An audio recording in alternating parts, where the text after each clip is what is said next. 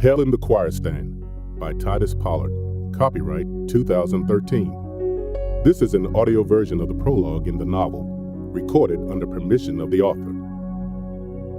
In this intriguing Christian fiction novel, Reynard Singleton, undoubtedly cursed from birth because of his initial given name, Luciferius, joins the Society of Tyrus, a band of self-deified, classically educated, and gifted musicians of megachurches in the Detroit metro area, who use their influence and ability to carry out the satanic mission of corrupting Christians and confusing worship services. That is, until a God-fearing, gifted musician of equal music ability, Jeremiah David Day, moves to the area and engages the society in a holy war, using music as his weapon of choice. Page 1. Prelude. In the 3rd Judicial Circuit Court, Wayne County, Michigan, June 20th, 1984, State of Michigan versus Adrian Singleton, father of Luciferius Singleton, child support hearing. I don't frequent courtrooms. Today happens to be my first visit. Arrays of God's creatures are jamming the courtroom. Here comes an assortment of stuffy types in bow ties donning cracked leather satchels. They're beginning to swirl freely along the perimeter of the room like notes on sheet music. They act like they own the place. They must find humor in these proceedings since they came in joking and whispering to the hodgepodge of city cops, sheriffs, and detectives, who in return offered despicable smirks and giggles. I guess they all can afford to goof off. It's a party to them. They don't have cases pending. And then there are those like me. We all had to scratch and search for available space on these frigid planks of greased hardwood. From my vantage point, I can see the obviously wealthy versus the cash-deprived, the healthy against the drug-laden. Every man within reach of me appears to be a defendant to their individual predicament. So after the court clerk reads my name on the docket and I declare my presence, I'll pray that the court will be impartial, even merciful, to my situation. The judge first disposes of child support cases where the father spent an evening or two on the top floor of the municipal building, a special guest of the taxpayers. Perhaps they couldn't be trusted to appear on their own. I'm glad I'm not one of them. Adrian Singleton, case number MCL 23407. The clerk announces. The moment of reckoning is upon me.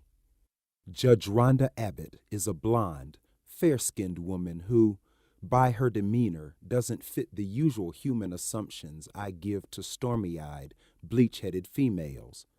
Now that I get a good look at her, I'm sure I heard someone call out her name as she brushed past me in the hallway a few minutes ago.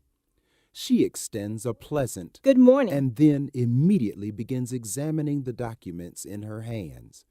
She gives me a disjointed look. "You named your baby what?" I can't see the harm in letting a couple seconds roll by because this woman's already got me on edge. You've got it wrong, Your Honor, I say as I shift my weight to steady my nervousness. I didn't help name the baby. I wasn't given a chance to. "I see." Judge Abbott adjusts her rimless glasses, leans forward on the bench, and gives me the type of look that makes me feel like I'm lying, even though I know I'm testifying to the truth. I swallow hard just to regain some composure. You see, Your Honor, I know my baby's mother gave our son that name just to spite me. She's always angry. "Really?" Perspiration begins to form under my arms. Yes, ma'am. When she told me that I had gotten her pregnant, I knew that I would do anything I could to take care of the baby, even though we don't get along. Oh, Lord. I have no confidence that she understands my explanation. Luciferius. She pauses, seeming to crinkle the court document between her hands. Who, in their right mind, would name a child this? Baby's mama told me the boy deserved that name because the child is a seed from Satan. There's a series of hollow vocal clatters coming from the courtroom audience. The judge smacks her gavel. Is the mother here? Judge Abbott asks. She flicks through the pages of the court order. A Miss Tracy Wilkes? She pauses, but the courtroom remains silent. Well, I'll tell you what, Mr. Singleton. This court is baffled.